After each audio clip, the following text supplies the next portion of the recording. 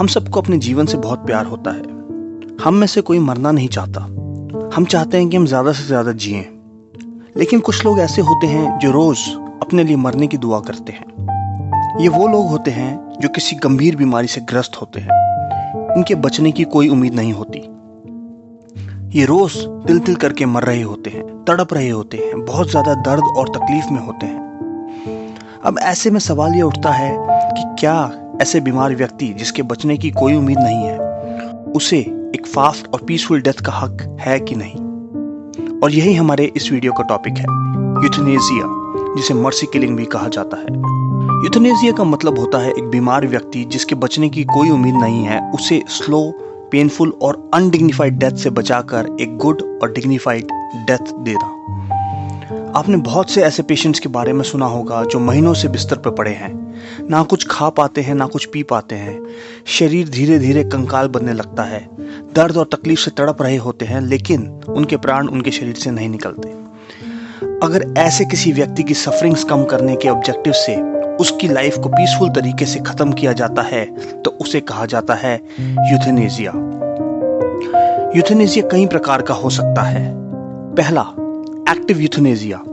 यहाँ कुछ active action लेकर किसी पर्सन की लाइफ को खत्म किया जाता है, जैसे कि किसी बीमार इंसान को लीथल इंजेक्शन देकर उसकी जान ली जाए तो उसे एक्टिव यूथनेसिया कहेंगे। दूसरा, पैसिव यूथनेसिया। जहाँ एक्टिव यूथनेसिया में कुछ कर किसी बीमार व्यक्ति की लाइफ खत्म की जाती है, वहीं पैसिव यूथनेसिया में कुछ ना करके पेशेंट की लाइफ को खत्म किया जाता है। यानी कुछ ऐसा ना करना जो कि पेशेंट को जिंदा रखने के लिए जरूरी है, जैसे कि किसी पेशेंट को वेंटिलेटर पर ना रखना या उसे वेंटिलेटर से हटा लेना। तीसरा, वॉलंटरी यूथनेसिया। यहाँ पेशेंट की मर्जी से उसकी लाइफ को खत्म किया जाता है। चौथा, इनवॉलंटरी यूथनेसिया, जहाँ पेशेंट की मर्जी के अगेंस्ट यूथनेसिया दिया जाता है। पांचवा, नॉन वॉलंटरी यूथनेसिया, जब पेशेंट कंसेंट देने की पोजीशन में ना हो और उसके जीने या मरने की विश अननोन हो और तब उसकी लाइफ ली जाए तो उसे नॉन वॉलंटरी यूथनेसिया कहते हैं। जैसे कि अगर कोई पेशेंट कई साल से कोमा में है और एक्टिव या इनएक्टिव यूथनेसिया के थ्रू उसकी लाइफ को खत्म किया जाता है तो इसे हम कहेंगे नॉन वॉलंटरी यूथनेसिया। फिर आता है सेल्फ एडमिनिस्टर्ड यूथनेसिया। यहाँ पेशेंट खुद से अपनी लाइफ एंड करता है, जैसे कि पेशेंट खुद को लीथल इंजेक्शन लगाता है या कोई लीथल मेडिसिन खा लेता है। अगला है अदर एडमिनिस्टर्ड यूथनेसिया। यहाँ पेशेंट की बजाय कोई दूसरे व्यक्ति द्वारा पेशेंट की लाइफ को एंड किया जाता है। और लास्ट है असिस्टेड यूथनेसिया और असिस्टेड सुसाइड। यहाँ पेशेंट खुद अपनी लाइफ लेता है बट किसी और व्यक्ति की असिस्टेंस के साथ, जैसे कोई डॉक्टर या फिजिशियन। वैसे तो यूएस में यूथनेसिया इलीगल है, लेकिन यूएस की 10 स्टेट्स में असिस्टेड सुसाइड लीगल है। यूथनेसिया एक एथिकल इशू है, जहां कुछ लोग यूथनेसिया को सपोर्ट करते हैं, वहीं कुछ लोग इस प्रैक्टिस को क्रिटिसाइज भी करते हैं। अगर पूरे विश्व की बात की जाए तो यूथनेसिया केवल कुछ कंट्रीज में ही लीगल है, जैसे कि Colombia, Spain, Netherlands, Belgium, South Korea, Luxembourg, Canada और ऑस्ट्रेलिया में यूथनेसिया लीगल है। अगर इंडिया की बात करें तो इंडिया में 2018 तक किसी भी फॉर्म का यूथनेसिया कंप्लीटली इलीगल था। 2022 में आई एक मूवी सलाम वेंकी में भी यूथनेसिया का इशू दर्शाया गया है। यह मूवी एक सच्ची घटना से प्रेरित है। सलाम वेंकी कहानी है एक यंग चेस प्लेयर की जिसका नाम था कोला वेन्नू वेंकटेश, जिसे दुशान मस्कुलर डिस्ट्रॉफी नाम की बीमारी थी। एक ऐसी बीमारी जिसमें धीरे धीरे बॉडी के मसल्स इतने वीक हो जाते हैं कि इंसान ना चल सकता है ना भाग सकता है, और धीरे धीरे ये बीमारी हार्ट और रेस्पिरेटरी फंक्शन को भी इफेक्ट करने लगती है। ऐसी बीमारी वाले व्यक्ति ज़्यादा उम्र तक नहीं जी पाते। वेंकटेश अपने लिए यूथनेसिया चाहता था और उसके लिए उसने एक लंबी कोर्ट बैटल भी लड़ी, लेकिन आंध्र प्रदेश हाई कोर्ट ने 2004 में उसकी यूथनेसिया की प्ली को रिजेक्ट कर दिया और उसके 2 दिन बाद ही वेंकटेश की 25 साल की उम्र में मृत्यु हो गई। वेंकटेश की मृत्यु के साथ ही शुरू हुआ एक बड़ा डिबेट कि क्या यूथनेसिया को लीगल कर देना चाहिए। यूथनेसिया की सपोर्ट में बोलने वाले लोगों का कहना था कि बीमार व्यक्ति का ये राइट होना चाहिए कि वो अपनी लाइफ के साथ क्या करे। अगर कोई पेशेंट किसी टर्मिनली इल बीमारी से जूझ रहा है और बहुत सफ़र कर रहा है तो उसे यूथनेसिया देकर उसकी सफरिंग को कम करना गलत नहीं होगा।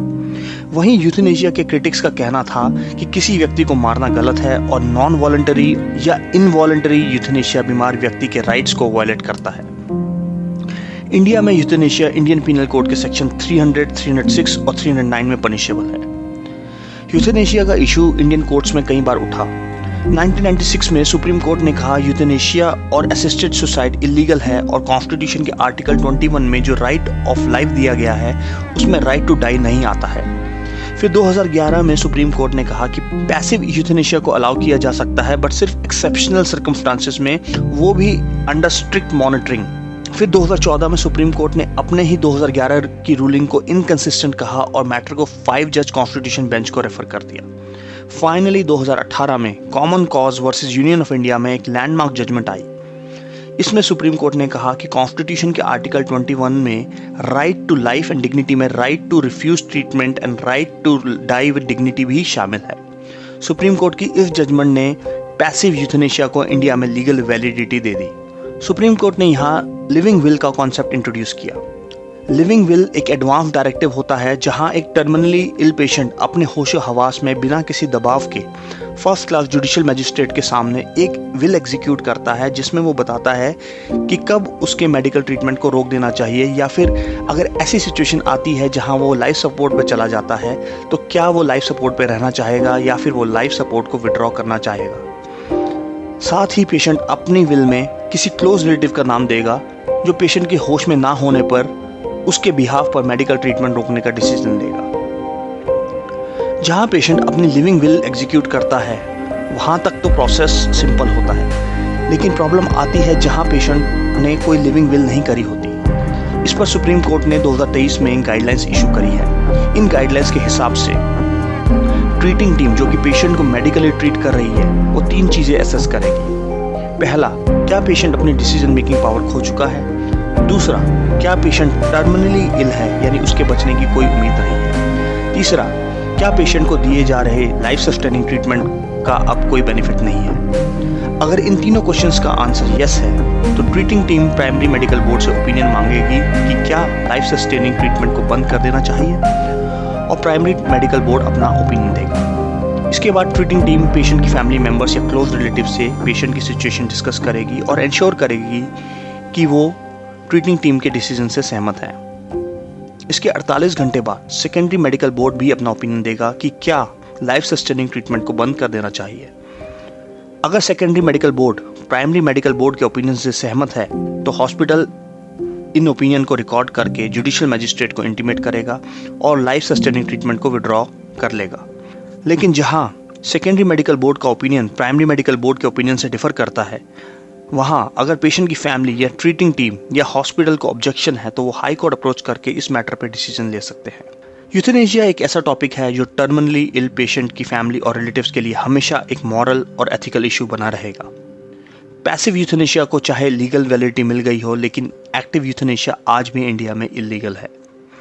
दोस्तों, आपकी क्या राय है एक्टिव यूथेनेशिया के बारे में? क्या किसी टर्मिनली इल पेशेंट को इंजेक्शन या मेडिसिन देकर पीसफुली मरने का हक होना चाहिए या नहीं? कमेंट्स में ज़रूर बताइएगा और साथ ही अगर वीडियो से कुछ अच्छी जानकारी मिली हो तो वीडियो को लाइक और चैनल को सब्सक्राइब भी कीजिएगा। वीडियो देखने के लिए आपका धन्यवाद।